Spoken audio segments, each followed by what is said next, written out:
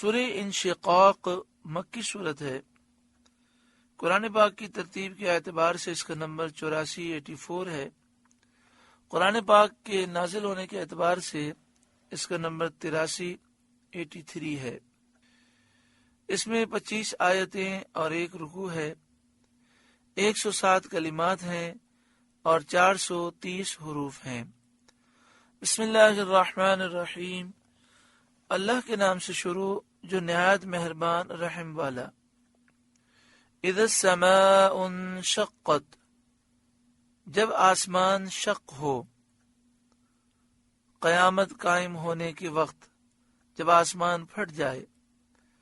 وَأَذِنَتْ لِرَبِّهَا وَحُقَّتْ، اور اپنے رب کا حکم سنے، اپنے رب کا حکم مانے، اپنے شک ہونے کے متعلق اور اس کی اطاعت کرے۔ اللہ نے اسے حکم دیا تو وہ پھٹ گیا۔ وَحُقَّتْ، اور اسے سزاوار ہی یہ ہے۔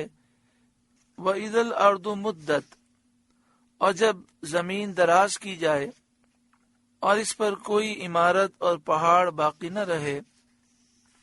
وَأَلْقَتْ مَا فِيهَا وَتَخَلَّتْ، اور جو کچھ اس میں ہے ڈال دے اور خالی ہو جائے، یعنی زمین کے اندر جو خزانے ہیں زمین اس کو باہر نکال دے، جو مردے ہیں ان کو بھی باہر نکال دے اور زمین خالی ہو جائے۔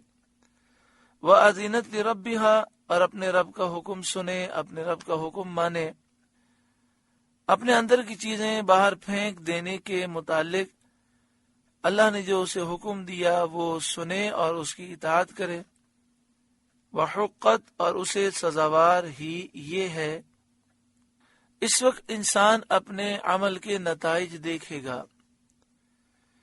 یا ایھا الانسان، اے انسان، انک کادح الی ربک کدحا فملاقیہ، بے شک تجھے اپنے رب کی طرف یقینی دوڑنا ہے، پھر اس سے ملنا ہے،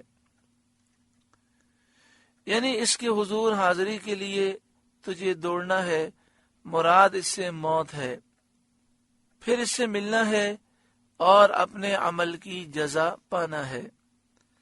فَأَمَّا مَنْ أُوتِيَ كِتَابَهُ بِيَمِينِهِ، تو وہ جو اپنا نامہ اعمال دانے ہاتھ میں دیا جائے، اور وہ مومن ہے تو جس مومن کے نامہ اعمال کو اس کے سیدھے ہاتھ میں دیا جائے گا، فَسَوْفَ يُحَاسَبُ حِسَابًا يَسِيرًا، اس سے عنقریب آسان حساب لیا جائے گا۔ سہل آسان حساب یہ ہے کہ اس پر اس کے اعمال پیش کیے جائیں گے، وہ اپنی عبادت، نیکی اور گناہ کو پہچانے گا، پھر نیکی پر عبادت پر ثواب دیا جائے گا اور گناہ سے درگزر فرمایا جائے گا، تجاوز فرمایا جائے گا۔ یہ آسان سہل حساب ہے، اس میں نہ شدت مناقشہ ہے، نہ یہ کہا جائے گا کہ ایسا کیوں کیا، نہ عذر طلب کیا جائے گا، نہ اس پر حجت قائم کی جائے گی، کیونکہ جس سے مطالبہ کیا گیا اسے کوئی عذر ہاتھ نہ آئے گا، وہ کوئی عذر پیش نہ کر سکے گا اور وہ کوئی حجت نہ پائے گا، رسوا ہوگا۔ اللہ تعالی مناقشہ حساب سے پناہ دے، حساب کی سختی سے اللہ تعالی ہمیں محفوظ فرمائے، آمین بجاہ سید المرسلین صلی اللہ علیہ وآلہ وسلم۔ تو فرمایا جس کا نامہ اعمال سیدھے ہاتھ میں دیا جائے گا اس سے عنقریب آسان حساب لیا جائے گا۔ وَيَنْقَلِبُ إِلَىٰ أَهْلِهِ مَسْرُورًا، اور اپنے گھر والوں کی طرف شاد شاد پلٹے گا، خوشی خوشی پلٹے گا۔ یہاں گھر والوں سے مراد جنتی گھر والے ہیں، چاہے وہ حوروں میں سے ہوں یا انسانوں میں سے، تو جو جنت میں اس کے گھر والے ہوں گے ان کی طرف یہ خوش خوش واپس جائے گا، اپنی اس کامیابی پر وہ خوش ہوگا۔ وَأَمَّا مَنْ أُوتِيَ كِتَابَهُ وَرَاءَ ظَهْرِهِ، اور وہ جس کا نامہ اعمال اس کی پیٹھ کے پیچھے دیا جائے اور وہ کافر ہے، جس کا سیدھا ہاتھ تو اس کی گردن کے ساتھ ملا کر توق میں باندھ دیا جائے گا اور الٹا ہاتھ پیٹھ کے پیچھے کر دیا جائے گا، اس میں اس کا نامہ اعمال دیا جائے گا۔ بعض روایتوں میں یہ ہے کہ پیٹھ توڑ کر الٹا ہاتھ پیچھے نکالا جائے گا اور پھر نامہ اعمال دیا جائے گا۔ اس حال کو دیکھ کر وہ جان لے گا کہ وہ جہنمی ہے۔ فَسَوْفَ يَدْعُو ثُبُورًا، تو وہ عنقریب موت مانگے گا۔ وہ کہے گا یا ثبورا، یا ثبورا، ہائے موت آ جائے، ہائے ہلاکت ہو جائے۔ ثبور کے معنی ہلاکت کے ہیں، موت کے ہیں۔ تو وہ جب یہ سمجھ لے گا کہ اب میں جہنمی ہوں تو موت مانگے گا، لیکن پھر مرنا نہ ہوگا۔ وَيَصْلَىٰ سَعِيرًا، اور بھڑکتی آگ میں وہ جائے گا۔ إِنَّهُ كَانَ فِي أَهْلِهِ مَسْرُورًا، بے شک وہ اپنے گھر میں خوش تھا، یعنی دنیا کے اندر وہ خوش تھا، اپنی خواہشوں میں خوش تھا، شہوتوں میں خوش تھا، تکبر کرنے والا تھا، مغرور تھا۔ دنیا کی زندگی اس نے گناہوں میں بسر کی۔ إِنَّهُ ظَنَّ أَن لَّن يَحُورَ، وہ سمجھا کہ اسے پھرنا نہیں، اپنے رب کی طرف واپس پلٹ کے جانا نہیں، اور وہ یہ سمجھتا تھا کہ مرنے کے بعد دوبارہ وہ اٹھایا نہ جائے گا۔ بلا، ہاں کیوں نہیں، ضرور اپنے رب کی طرف رجوع کرے گا، مرنے کے بعد اٹھایا جائے گا، حساب کیا جائے گا۔ ان ربہ کان بہ بصیرا، بے شک اس کا رب اسے دیکھ رہا ہے۔ فلا اقسم بالشفق، تو مجھے قسم ہے شام کے اجالے کی۔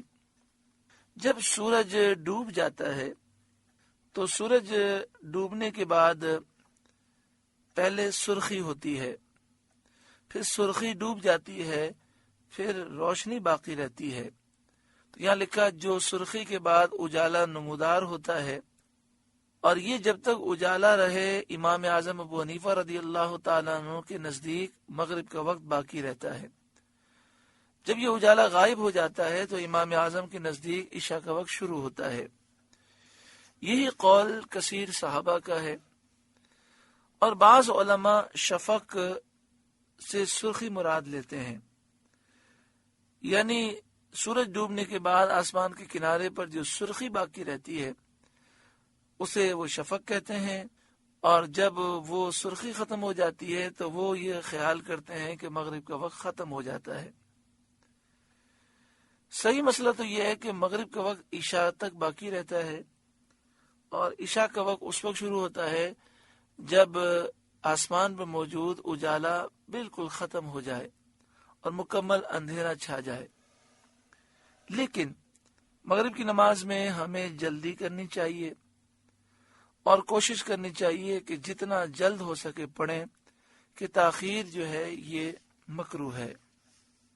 ارشاد فرمایا فلا اقسم بالشفق، تو مجھے قسم ہے شام کے اجالے کی۔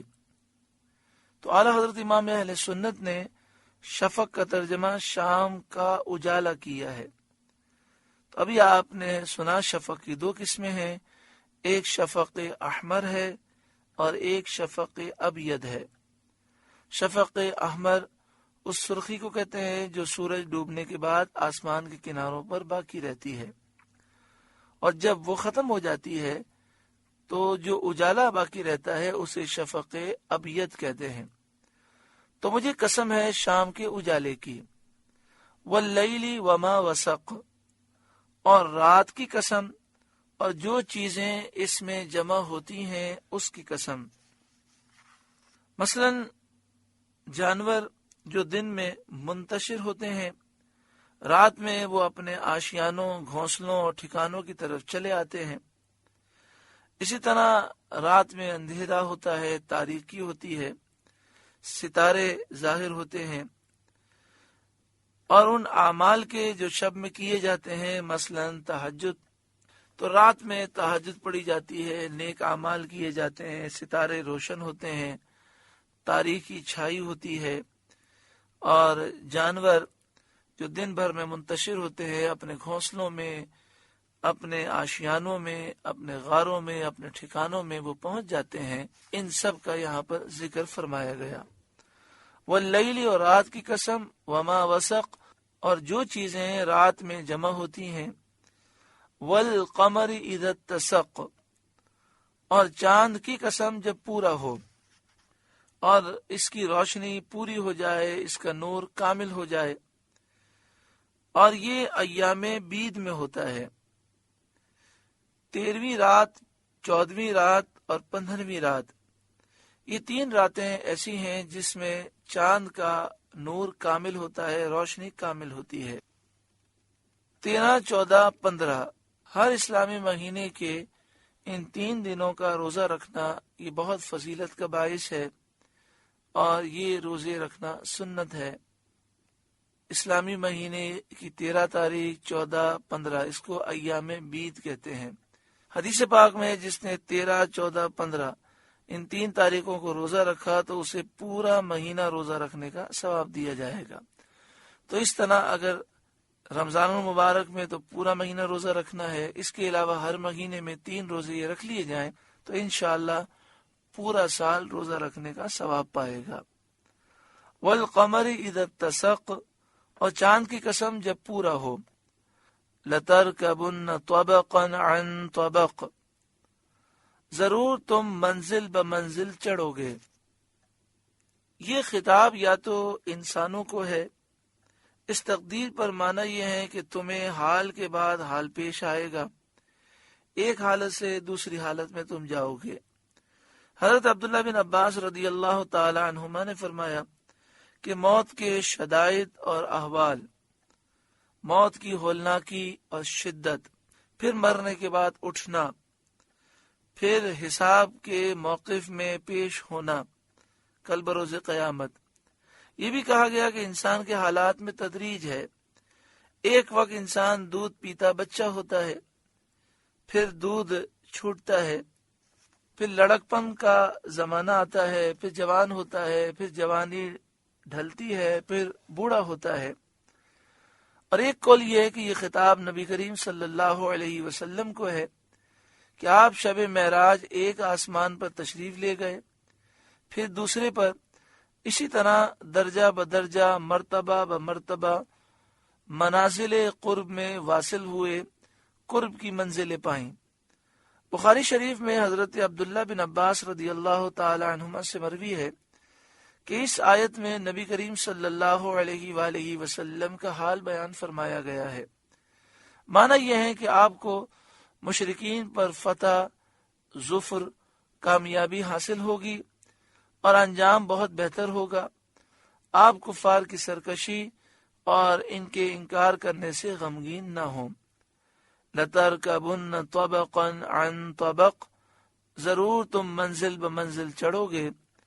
فَمَا لَهُمْ لَا يُؤْمِنُونَ، تو کیا ہوا انہیں ایمان نہیں لاتے، یعنی اب ایمان لانے میں کیا عذر ہے، اتنے ظاہر واضح دلائل ہونے کے باوجود کیوں ایمان نہیں لاتے۔ وَإِذَا قُرِئَ عَلَيْهِمُ الْقُرْآنُ لَا يَسْجُدُونَ، اور جب قرآن پڑھا جائے سجدہ نہیں کرتے۔ مراد اس سے سجدہ تلاوت ہے۔ شان نزول اس کا یہ ہے کہ جب سورہ اقرا، سورہ علق میں وَاسْجُدْ وَاقْتَرِبْ نازل ہوا تو سید عالم صلی اللہ علیہ وآلہ وسلم نے یہ آیت پڑھ کر سجدہ کیا، مومنین نے آپ کے ساتھ سجدہ کیا، کفار قریش نے سجدہ نہ کیا۔ ان کے اس فعل کی برائی میں یہ آیت نازل ہوئی کہ کفار پر جب قرآن پڑھا جاتا ہے تو وہ سجدہ تلاوت نہیں کرتے۔ اس آیت سے ثابت ہوا کہ سجدہ تلاوت واجب ہے، سننے والے پر واجب ہے، اور حدیث سے ثابت ہے کہ پڑھنے والے سننے والے دونوں پر سجدہ واجب ہو جاتا ہے۔ قرآن کریم میں سجدے کی 14 آیتیں ہیں جن کو پڑھنے یا سننے سے سجدہ واجب ہو جاتا ہے، خاص سننے والے نے سننے کا ارادہ کیا ہو یا نہ کیا ہو۔ سجدہ تلاوت کے لیے بھی وہی شرطیں ہیں جو نماز کے لیے ہیں، مثلا وضو ہونا چاہیے، طہارت، قبلہ رو ہونا، قبلے کی طرف منہ کر کے سجدہ کرنا ہے، ستر عورت وغیرہ کے جو شرائط ہیں وہ اس میں بھی ہیں۔ سجدے کے شروع میں اور آخر میں اللہ اکبر کہنا چاہیے۔ امام نے نماز میں آیت سجدہ پڑھی تو امام پر اور مقتدیوں پر سجدہ واجب ہے، اور جو شخص نماز میں نہ ہو اور وہ سن لے تو اس پر بھی سجدہ واجب ہے۔ سجدے کی جتنی آیتیں پڑھی جائیں گی اتنے ہی سجدے واجب ہوں گے۔ اگر ایک ہی آیت ایک مجلس میں بار بار پڑھی گئی تو ایک ہی سجدہ واجب ہوگا۔ مزید تفصیل کے لیے کتاب بحر شریعت کا مطالعہ کریں۔ اللہ تبارک و تعالی ہمارے گناہوں کو معاف فرمائے۔ حکم یہ ہے کہ جب قرآن پاک پڑھا جائے تو ہم بھی جھک جائیں، ظاہر بھی جھکے اور دل بھی جھک جائے، اور انسان اپنے گناہوں کو چھوڑ دے اور قرآن پاک کی فرمانبرداری کی طرف آئے۔ اللہ تعالی ہمیں عمل کی توفیق عطا فرمائے۔ بل الذین کفروا یکذبون، بلکہ کافر جھٹلا رہے ہیں، قرآن کو جھٹلا رہے ہیں، مرنے کے بعد اٹھنے کو جھٹلا رہے ہیں۔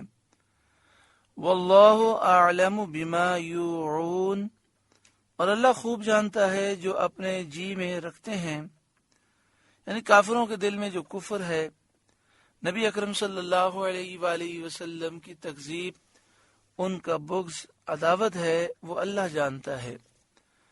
فبشرہم بعذاب علیم، تو آپ انہیں دردناک عذاب کی بشارت دے دیں، ان کے کفر پر اور ان کی اناد اور دشمنی پر انہیں یہ مژدہ سنا دیں کہ ان کے لیے دردناک عذاب ہے۔ الا الذین آمنوا وعملوا الصالحات، مگر جو ایمان لائے اور اچھے کام کیے، لہم اجر غیر ممنون، ان کے لیے وہ ثواب ہے جو کبھی ختم نہ ہوگا۔ سورہ انشقاق کا درس مکمل ہوا۔ اللہ رب العالمین اس سورہ مبارکہ کے نور سے ہمارے قلوب کو روشن منور فرمائے۔